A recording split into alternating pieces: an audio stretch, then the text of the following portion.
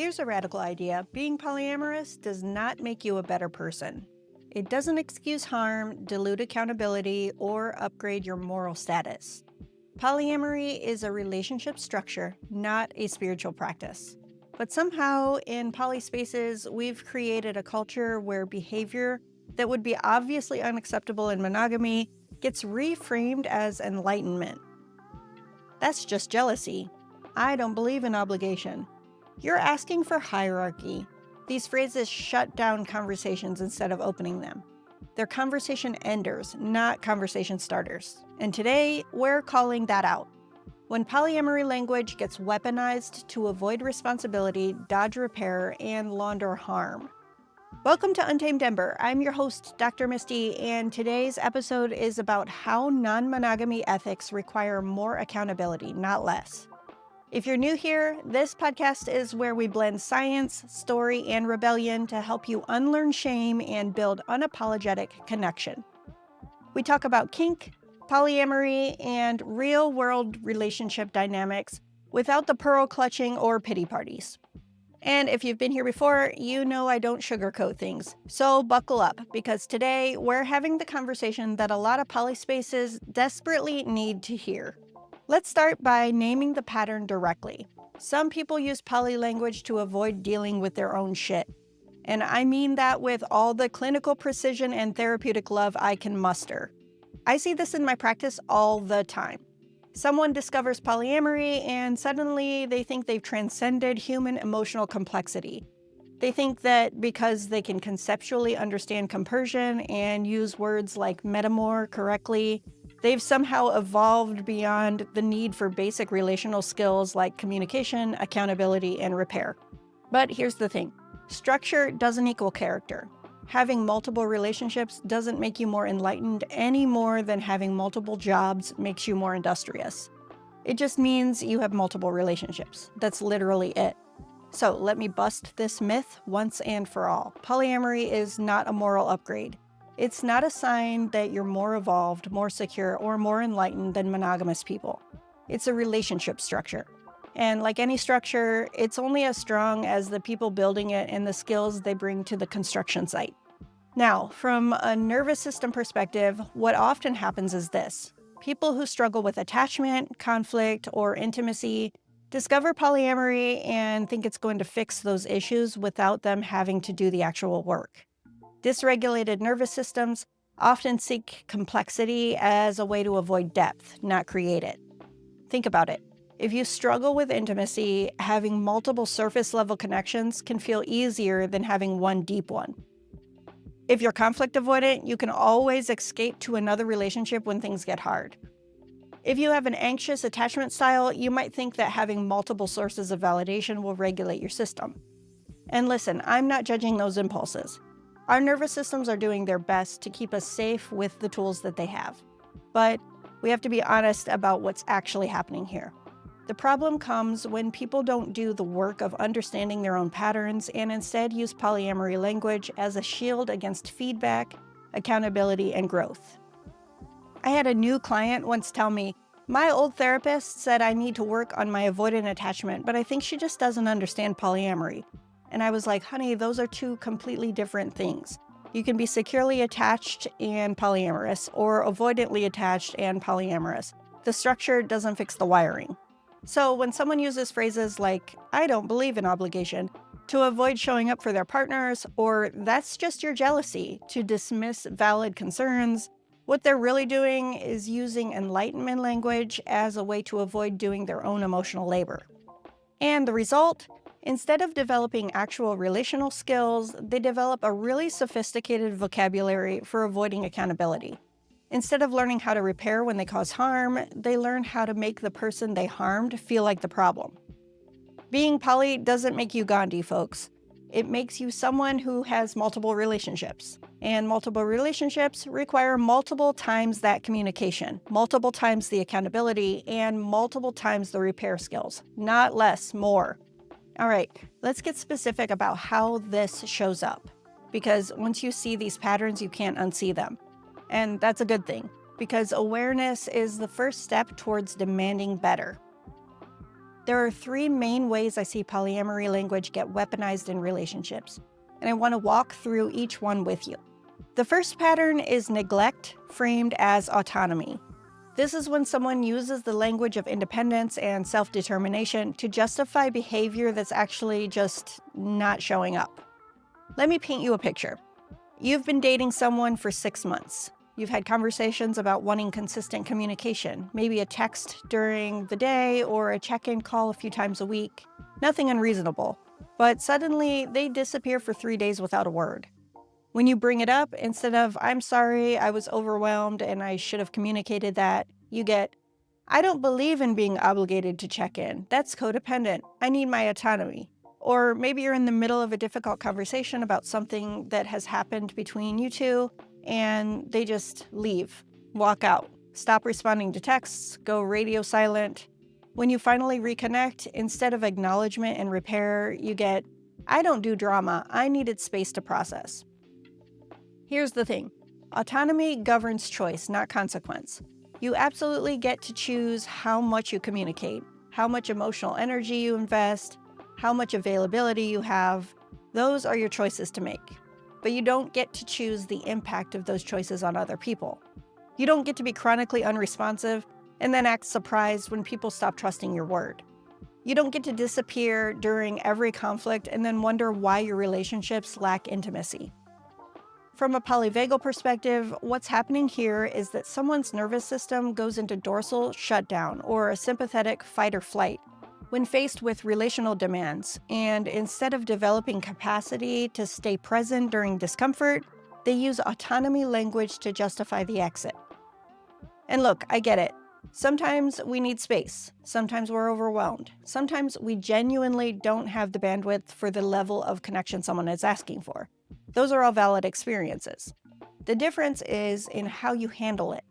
Saying, "I'm feeling overwhelmed right now and I need some space to regulate. Can we reconnect in X amount of time?" is taking responsibility. Saying, "I don't believe in obligation," is using philosophy to avoid accountability. The second pattern is dishonesty reframed as privacy.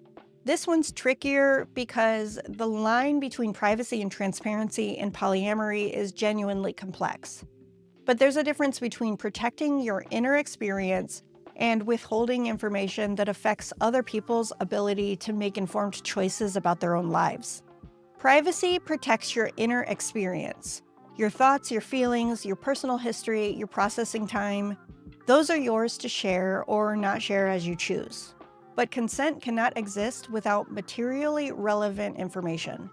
If you change an agreement without discussing it, if you start a new relationship that affects the risk profile or time allocation in existing relationships, if you have unprotected sex with someone new, that's not your private inner experience anymore. That's information other people need to make informed choices about their own bodies, their own time, their own emotional reality. I see this show up as lying by omission under the banner of "I don't owe anyone details," or making unilateral changes to the agreements and informing partners after the fact with "I need to follow my authentic truth," or withholding STI information with "that's not your business." If your idea of autonomy requires other people to consent to things they don't know about, that's not autonomy, that's coercion. When you withhold information that would materially affect someone's choices, you're not protecting your privacy. You're removing their ability to give informed consent. You're making choices for them by limiting what they know. The third pattern is coercion disguised as growth. And this one might be the most insidious because it sounds so reasonable on the surface. This is when someone frames their partner's discomfort, boundaries, or needs as personal work that their partner needs to do, rather than information to be negotiated with. If you're uncomfortable with me dating your best friend, that's your jealousy to work through. If you can't handle me having unprotected sex with other people, you need to examine your controlling tendencies. If you're upset that I forgot our anniversary because I was on a date, you're being possessive. Notice what's happening here. The person causing the impact isn't taking any responsibility for their choices. Instead, they're making their partner's response to those choices the partner's problem to solve. Now, it's true that in healthy relationships, we all have to do personal work. We all have triggers, insecurities, and growth edges. But there's a huge difference between supporting someone through their discomfort and demanding that they endure harm as proof of their growth. Supporting someone through discomfort sounds like, I hear that this is hard for you. Help me understand what would make this feel safer. Demanding endurance sounds like, if you really loved me, you'd get over this. And here's the thing that really gets me. Treating someone's decision to leave as evidence of their personal failings rather than an autonomous choice. If you can't handle polyamory, maybe you're just not evolved enough. You're letting your insecurity win. Or, I thought you were more mature than this. That's manipulation language. It's designed to make someone question their own boundaries instead of questioning whether the situation they're being asked to accept is actually acceptable. So, those are the three big patterns: neglect framed as autonomy, dishonesty reframed as privacy, and coercion disguised as growth. And the common thread: using polyamory language to make the person experiencing harm responsible for fixing it, while the person causing the harm gets to claim neutral ground. I'm not saying these patterns are inherent to polyamory or that polyamory itself is the problem. The problem is how some of our discourse around polyamory has created conditions where these patterns can flourish unchecked. A lot of popular polyamory advice overemphasizes jealousy management and self-soothing without equally emphasizing accountability, care, and repair. We spend so much time talking about how to manage your reactions to your partner's other relationships that we sometimes forget to talk about how to be a partner worth reacting to in the first place. And the result is this culture where the person naming harm gets framed as the problem, while the person causing harm gets to claim neutrality. I'm just living authentically. You're the one with the emotional reaction. But from a polyvagal perspective, when someone's nervous system is activated by harm, telling them it's just jealousy is gaslighting disguised as growth. Their nervous system is giving them information. Something doesn't feel safe. Maybe that information isn't always accurate, but dismissing it entirely teaches people to distrust their own embodied wisdom. And we've created this hierarchy where certain emotions are more acceptable than others. Compersion? Great. Joy in your partner's joy? Beautiful. Anxiety about agreements being changed without discussion? Well, that's just your jealousy talking. But here's what I want you to understand. All emotions are information. Even the uncomfortable ones. Even the ones that challenge the relationship structure you've chosen. Even the ones that point towards real problems that need addressing. So let me tell you about Jenna. She came to therapy after her partner Ari started dating someone new without discussing it first. They'd been together for 2 years, had explicit agreements about meeting new partners before dating them, and had built what she thought was a solid foundation of trust and communication. But one day, Ari came home and said, I met someone last week, and we've been hanging out. I really like them, and we're going to start dating. When Jenna expressed hurt and confusion about the agreement they'd made, Ari responded with, I don't believe in asking permission, and you're trying to control me. Jenna spent months convinced she was the problem. She read every polyamory book she could find. She worked on her jealousy. She tried to examine her controlling tendencies.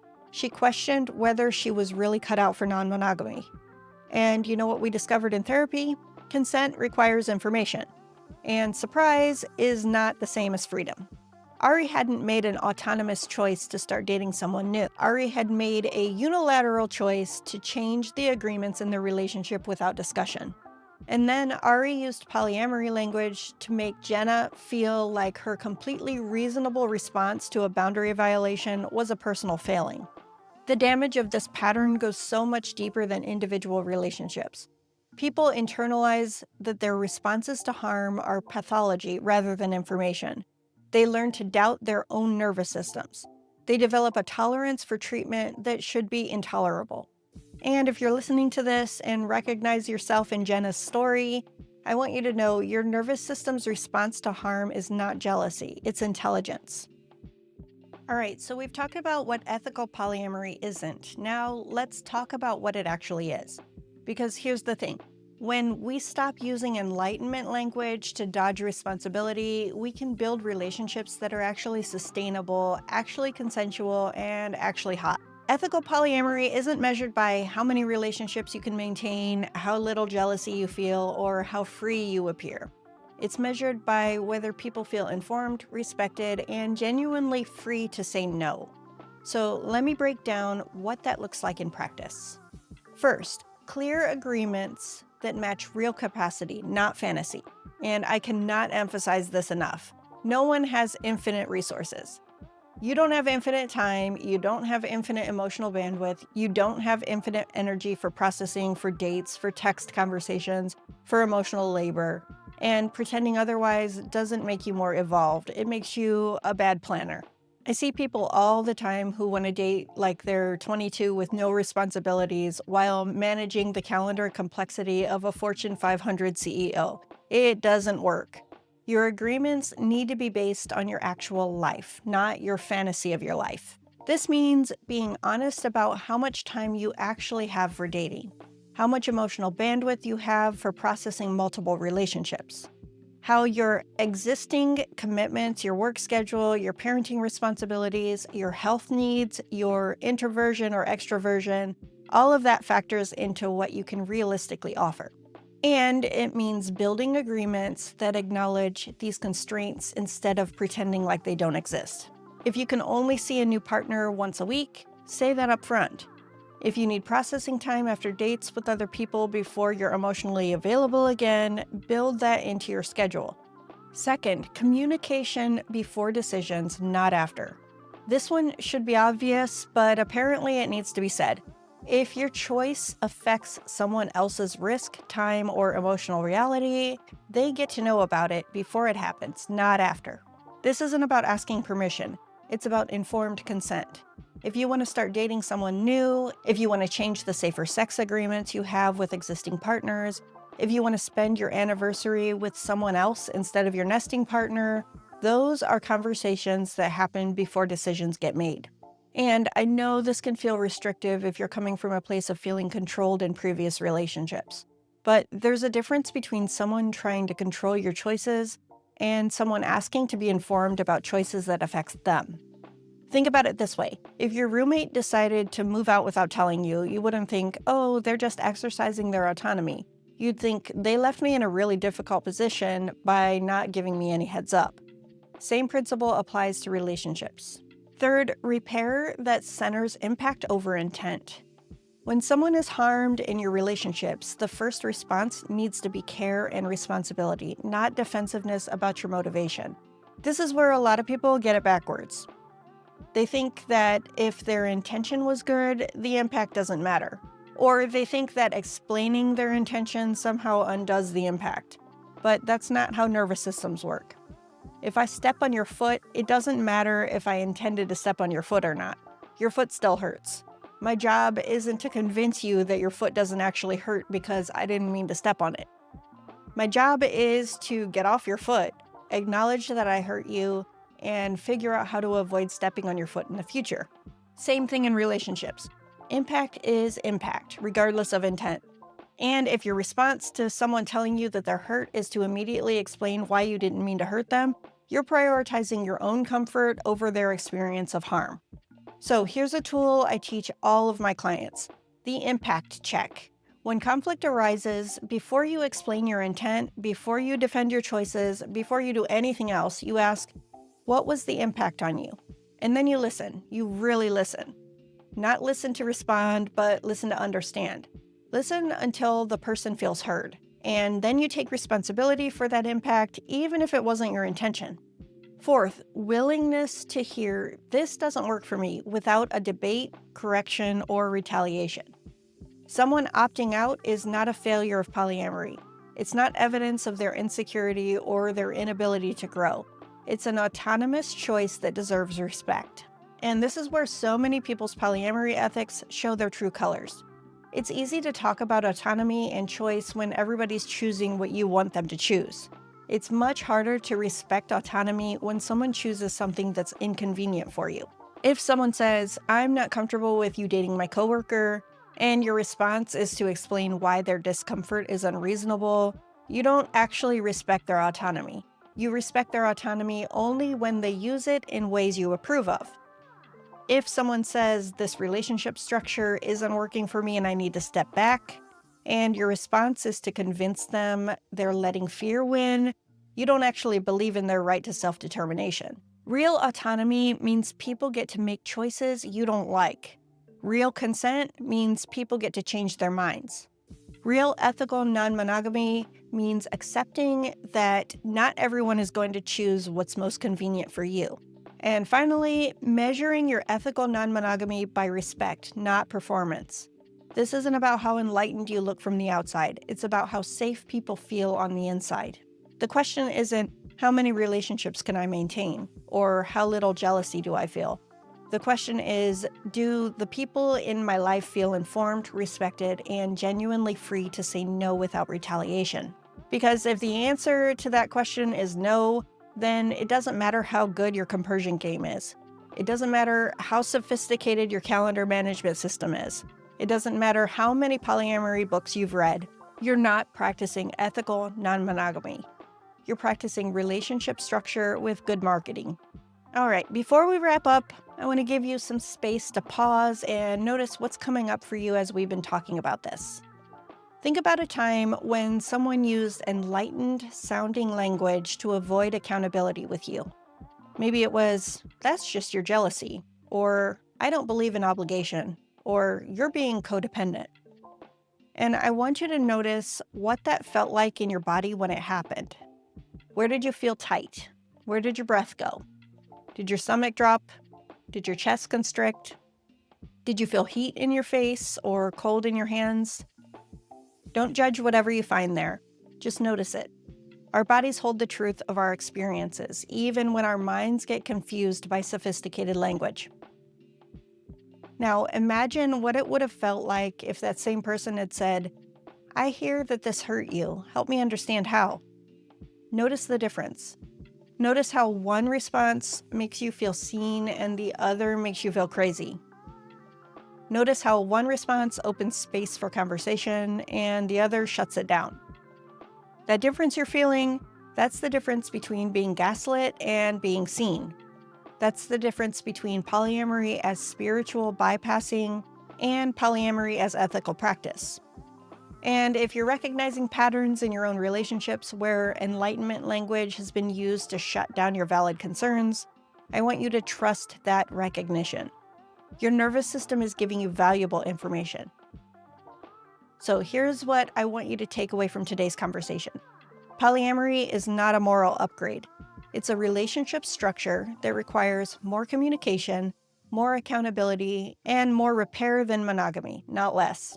When we stop using enlightenment language to dodge responsibility, when we stop making the person experiencing harm responsible for fixing it, when we start centering impact alongside intent, we can build relationships that are actually sustainable, actually consensual, and actually hot.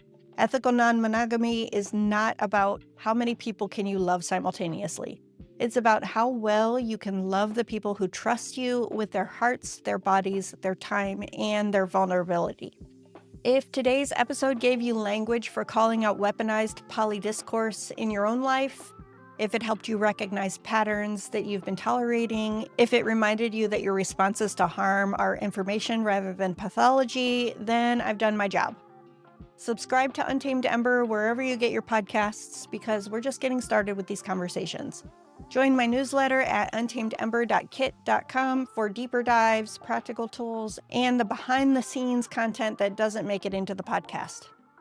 And if you want hands-on practice with these concepts and many others, check out untamedember.com for our on-demand workshops. Because your relationships deserve structure that serves connection, not avoidance.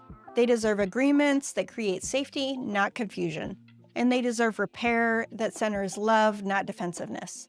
I'm Dr. Misty. This has been Untamed Ember, and I'll see you next time for more science, story, and rebellion in service of your unapologetic connection.